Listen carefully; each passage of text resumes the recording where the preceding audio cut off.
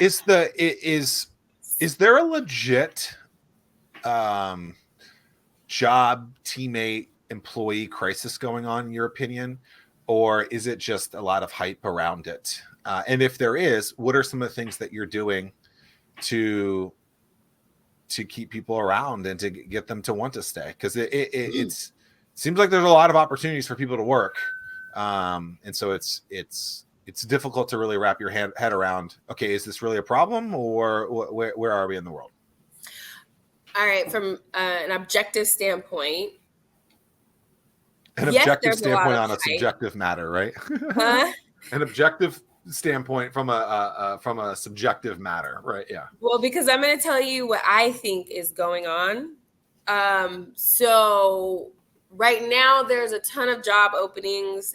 There's a ton of people who were out of work because of their jobs during COVID and all that. So there's layers to this whole epidemic. One is that so many companies went remote that they learned they could cut a lot of overhead by staying remote. Two, a lot of people started on their entrepreneurship journeys. They started small businesses. I mean, Etsy's going crazy right now. Facebook Marketplace is rampant. There's a whole wave of entrepreneurship happening right now, and a lot of women who are also entering the entrepreneurship field. And then there's a lot of anti-college people. There's a lot of anti-corporate people right now because of the narrative around it. And so people are starting to control kind of the spaces that they want to be in. And all of that's creating a domino effect. So there's staffing issues, and there are companies that are like, maybe we don't need to hire as many people because we can work remotely, and we don't need to have a building or whatever. So there's just like a bunch of domino effects happening, and it's like, imagine shaking a house up, and then everything is not going to go right back into its place. So now you're like, I don't remember how that was. I don't remember how that lamp was. Christmas things where you shake up. Right. It's like, how I don't remember where that lamp was, so I have to put it somewhere else now. I'm going to just rearrange this real quick. I'm just going to give it a fresh look. That's what's happening in our economy right now, is things were shaken up so badly, or so, I'm not going to say badly, but things were just shaken up that now we don't remember what was in its place. And so now we're having to just do a whole new refresh.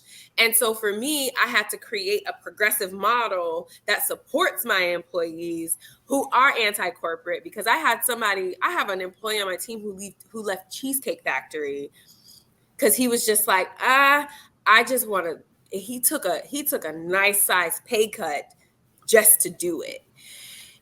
But in this, he has more time.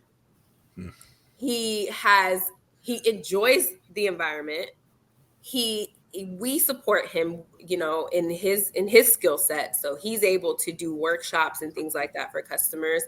And we encourage him to do other things outside. So, hey, he's empowered. It sounds like he's empowered, right? So anybody who feels disempowered right now, they're looking for empowerment.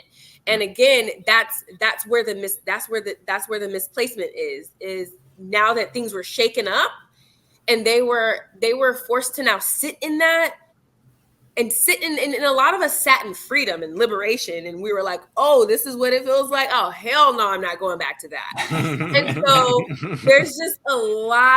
there's just everything shaken up right now. And so it's not that we're in an epidemic, it's that we are figuring out what's going to be placed where now. Stuff's still falling. Exactly. We're still trying to, and it's I think it's personally going to change the employment structure that's been in place for so long. That 9 to 5, people are going to want their time now. They're not going to want to continue to. What's your thought of that from a standpoint of, well, you still got to work too? I mean, you got to get paid. You get paid to do work. People are starting to see that there's way more money available outside of corporate than there was at corporate because of their time. It's time that people that people were relinquishing for so long. Or I'm sorry, it's time that they were sacrificing for so long that now they want to relinquish. They Relinquish. don't. Yeah, they don't want to give it back. They want to don't keep want it. to relinquish that time. Exactly. They don't want to relinquish that time. Can't blame them. I mean, you can't. But and also, it's gonna cause companies to innovate, like what we're doing. We have to. Oh yeah. It definitely came sooner than I expected. But because we are a small business and we have to think about retaining employees because we can't pay them what the big corporate companies can pay them, that we have to think of ways to support them and still give them their time so that they can work on whatever it is outside of. So it's a lot of part-time employees who have time to work on their own stuff as well. Yeah. I mean, me personally, when I give somebody my Calendly link, the earliest time that I have available is 10 o'clock. I mean, if someone wanted to suggest an 8 o'clock or a 9 o'clock meeting, it's like, no, that's crazy. That's my time. Yeah, that's your time. And you set that parameter, and that's what employees are doing right now is they're setting those parameters. They're saying, because even my employees, sometimes I I have to catch my chest from falling out my body because I'm like, you just told me what you, and it's just like, but that's the way of the world. I have to flow with it, or I can resist it and lose my business. Where do you see the business in 5 years? That's my last question I have, Zach. As we round home, where do you see the business in 5 years? You want to know my secret? I want the recipe of the waffles too. I mean, I don't even know the ingredients. In 5 years, so we are actually we are growing. We're opening a waffle bar, which is just a spinoff of the vegan joint. But in 5 years, we hope to have franchise locations that we're building a program where basically we can franchise our locations off to aspiring entrepreneurs who want to be in the field. And it's a 3-year program where basically for 1 year they're training, and for 2 years they're running their own location. And then the last 6 months of that second year, they are training the person who's going to take over after them. So basically what the program does is gives them that two years worth of track record, that paper trail, so that they can now go and get their own funding or to, now present their own model. And throughout that whole entire time period, we do meetings, we do business plan building, we do leadership training, we do customer service training, and it's all so that they can build their model for outside of culture. So we're not franchising to anybody who just wants to come in and just have a whole bunch of franchise locations and make money.